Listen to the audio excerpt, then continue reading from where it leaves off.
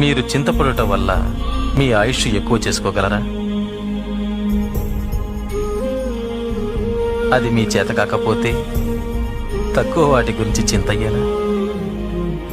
మేమేమి తిందుమా అని మీ ప్రాణమును గూర్చియు, ఏమి ధరించుకుందుమా అని మీ దేహమును గూర్చియు చింతించకుడి. ఆహారము కంటే ప్రాణము, వస్త్రాల కంటే దేహము ముఖ్యము కాదా? కాకుల సంగతి విచారించుడి. అవి విత్తవు, కోయవు, వాటికి కొట్లు లేవు, కూర్చుకొనవు, అయినా దేవుడు వాటిని పోషించుచున్నాడు. అడుగుడి, మీకివ్వబడును.